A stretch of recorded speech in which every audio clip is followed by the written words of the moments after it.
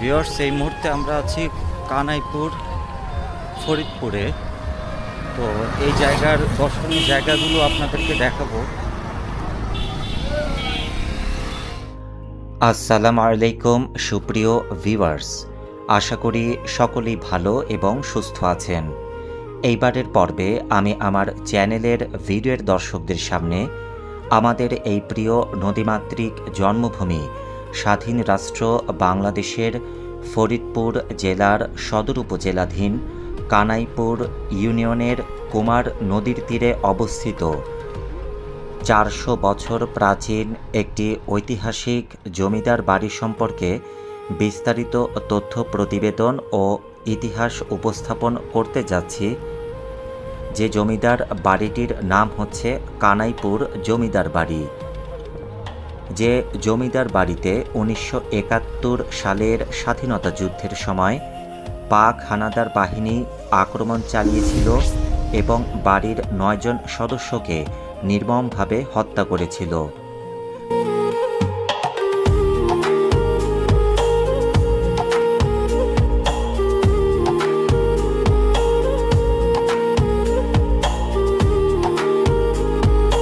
যে মর্মান্তিক ঘটনার স্মৃতি আজও বহন করছে এই ঐতিহাসিক স্থানটি। বাংলাদেশের বিভিন্ন জায়গায় রয়েছে অনেক প্রত্নতাত্ত্বিক নিদর্শন। এই সমস্ত নিদর্শন আমাদের ইতিহাসেরই এক অবিচ্ছেদ্য অংশ এবং সমৃদ্ধ ঐতিহ্যের পরিচয় বহন করে আসছে। তবে এই সমস্ত নিদর্শনের বেশিরভাগই অযত্ন অবহেলায় পড়ে রয়েছে। ফরিদপুর জেলার সদর উপজেলার কানাইপুর একটি প্রাচীন জনপদ। শিকদার পরিবারটি কয়েক শত বছর ধরেই এই কানাইপুরে বসবাস করে আসছে। তবে কখন থেকে এই অঞ্চলের জমিদারি লাভ করেন তার সঠিক কোনো তথ্য ইতিহাসে নেই। পারিবারিক সূত্র থেকে জানা যায়, শিকদার পরিবারের প্রভাবশালী ধনাঢ্য ব্যক্তি লক্ষ্মী নারায়ণের সাথে মুর্শিদাবাদের নবাব পরিবারের যোগসূত্র ছিল। সেই সূত্রে লক্ষ্মী নারায়ণ ফতেহাবাদ পরগনার কানাইপুর সহ আশেপাশের কয়েকটি পরগনার জমিদারিত্ব লাভ করেছিলেন। জমিদারি লাভ করেই তিনি মুর্শিদাবাদের নবাব বাড়ির আদলে অর্থাৎ অনুকরণে কানাইপুরের কুমার নদের পূর্ব পারে বিশাল এই বাড়িটি নির্মাণ করেছিলেন।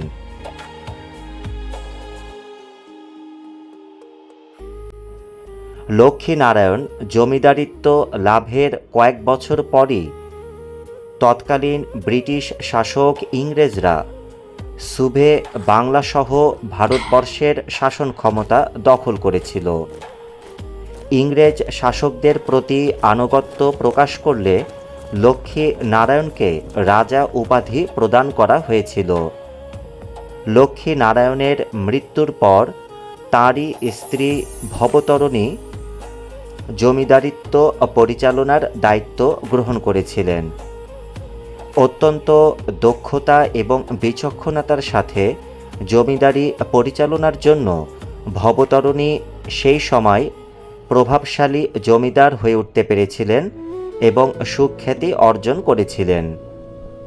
ভবতরণীর নাবালক পুত্র সতীশচন্দ্র জমিদারি পরিচালনায় উপযুক্ত হলে তার কাছে দায়িত্ব অর্পণ করে স্বামীর নামে মন্দির প্রতিষ্ঠা করে ধর্মীয় কাজে মনোযোগী হয়েছিলেন। জমিদার সতীশচন্দ্র শিকদারের মৃত্যুর পর তাঁর 2 পুত্র সুরেন্দ্রনাথ শিকদার ও নীরদ বরণ শিকদারের মধ্যে সম্পত্তি ভাগ হয়ে গিয়েছিল। ছোট ভাই নীরদ বরণ শিকদার নিঃসন্তান থাকায় বড় ভাই সুরেন্দ্রনাথ শিকদার একাই জমিদারি পরিচালনা করেছিলেন। জমিদার সুরেন্দ্রনাথ শিকদার শিশু সন্তান ও স্ত্রী রেখে মৃত্যুবরণ করেছিলেন। তার মৃত্যুর পর স্ত্রী রাধারানী শিকদার এবং পরবর্তীকালে তার সন্তানেরা 1950 খ্রিস্টাব্দে জমিদারি প্রথা বিলুপ্তির আগ পর্যন্ত এই জমিদারিত্ব পরিচালনা করেছিলেন। ফরিদপুরের কানাইপুর জমিদার বাড়িটি স্থানীয়দের কাছে শিকদার বাড়ি হিসেবেই সুপরিচিত। বিশাল এই শিকদার বাড়িটির পূর্ব দিকে রয়েছে একটি দোতলা প্রাসাদ ভবন। প্রাসাদ ভবনের 4 কোণে 4টি মিনার ছিল। বর্তমানে একটি মাত্র মিনার দৃশ্যমান রয়েছে, বাকি 3টি মিনার একেবারে ধ্বংসই হয়ে গেছে। প্রাসাদ ভবনের পূর্ব দিকে প্রবেশপথ দিয়ে ভেতরে ঢুকলেই দুই পাশে দুটি ধ্বংসপ্রাপ্ত কক্ষের চিহ্ন দেখা যায়। এরপর দোতলায় যাওয়ার সিঁড়িঘর পার হয়ে দুর্গা মন্দিরে প্রবেশ করতে হয়।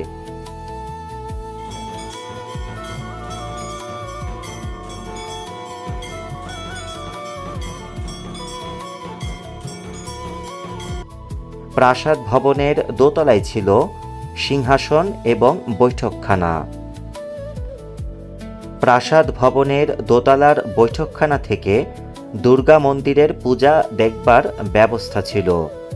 এছাড়া প্রাসাদ ভবনের দোতলার পূর্ব পাশে প্রবেশ ফটকের দুই পাশে দুটি বারান্দা ছিল। প্রাসাদ ভবন সংলগ্ন উত্তর পাশেই অন্দর মহলের প্রবেশপথ রয়েছে। অন্দর মহলের প্রবেশপথ দিয়ে ঢুকলেই উত্তর পূর্ব পাশে দুটি মন্দির রয়েছে, যার একটি লক্ষ্মী নারায়ণ মন্দির এবং অন্যটি শিব মন্দির। এখনও এই মন্দির দুটিতে নিয়মিত পূজা অর্চনার আয়োজন করা হয়ে থাকে। দেবদেবীর আরাধনা আর বন্দনায় বেজে ওঠে ঢাক ঢোল শঙ্খধ্বনি। বিশাল এই জমিদার বাড়িটিতে প্রাসাদ ভবন, অন্দর মহল সহ বেশ কয়েকটি ভবন ছিল। কালের আবর্তে বেশিরভাগ ভবনগুলোই বর্তমানে একেবারেই ধ্বংস হয়ে গেছে। বর্তমানে শুধু জমিদার বাড়ির পূর্বাংশে দোতলা প্রাসাদ ভবন এবং প্রাসাদ ভবনের পেছনে পশ্চিম পাশে অন্দর মহলের বিশাল দোতলা ভবনটি টিকে রয়েছে।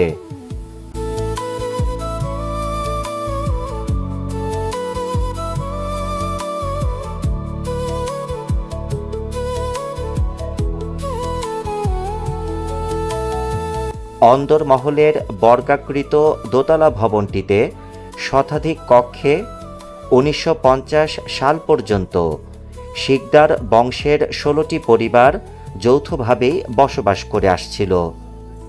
জমিদারি প্রথা বিলুপ্তির পর শিকদার পরিবারের কয়েকটি শরিক অর্থাৎ উত্তরাধিকারীগণ পার্শ্ববর্তী প্রতিবেশী দেশ ভারতের পশ্চিমবঙ্গে চলে গিয়েছিল।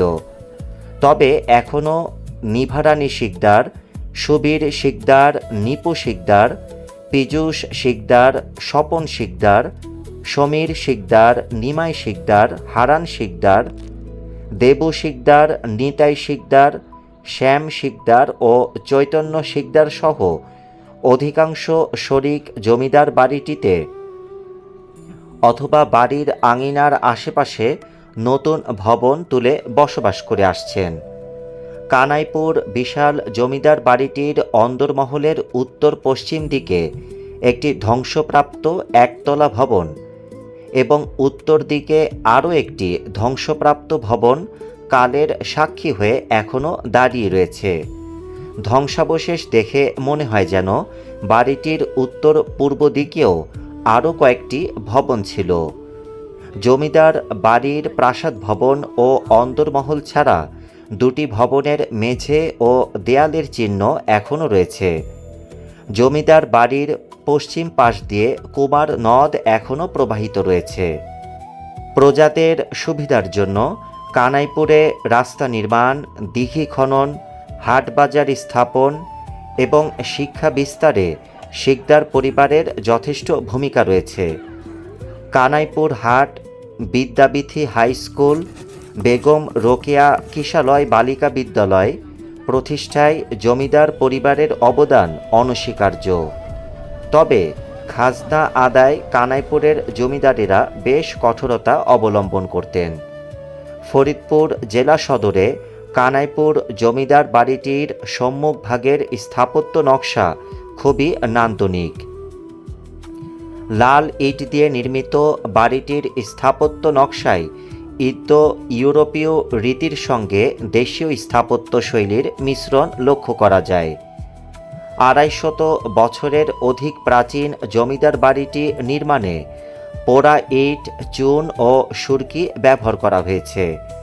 1971 সালে সংঘটিত মহান মুক্তিযুদ্ধের সময় কতিপয় বিহারি এবং স্থানীয় রাজাকারেরা বাড়িটিতে লুণ্ঠন করেছিল এবং হত্যাযজ্ঞ চালিয়েছিল।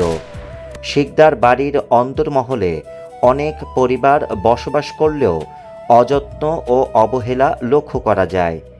জরাজীর্ণ বাড়িটি সংস্কার করা গেলে এটি হতে পারে ফরিদপুর জেলা ও দেশের একটি মূল্যবান প্রত্নতাত্ত্বিক নিদর্শন। কানাইপুর জমিদার বাড়ি ঢাকা বিভাগের ফরিদপুর জেলার ফরিদপুর সদর উপজেলার কানাইপুর ইউনিয়নের কুমার নদীর পাড়ে অবস্থিত। এই জমিদার বাড়িটি শিকদার বাড়ি হিসেবেই অধিকতর সুপরিচিত। 400 বছর পূর্বে এই জমিদার বাড়িটি প্রতিষ্ঠিত হয়েছিল। এই জমিদার বংশের রানী ভবতারিণী শিকদার একজন সুশাসক হিসেবেই তৎকালীন যুগে অধিষ্ঠিত ছিলেন। জমিদার হিসেবে শিকদার বংশের উন্নতি শুরু হয়েছিল মূলত ভবতারিণী শিকদারের আমল থেকেই। বিধবা রানী ভবতারিণী তার একমাত্র সন্তান সতীশচন্দ্র শিকদার এবং অপর এক বিপত্নিক কর্মচারীর সাহায্য নিয়ে তার জমিদারি শাসন পরিচালনা করতেন। তবে রানী ভবতারিণীর এই একমাত্র পুত্র সুশাসকের চাইতে অধিকতর উদ্ধত, অহংকারী এবং কূটনৈতিক হিসেবেই বেশ পরিচিত ছিলেন।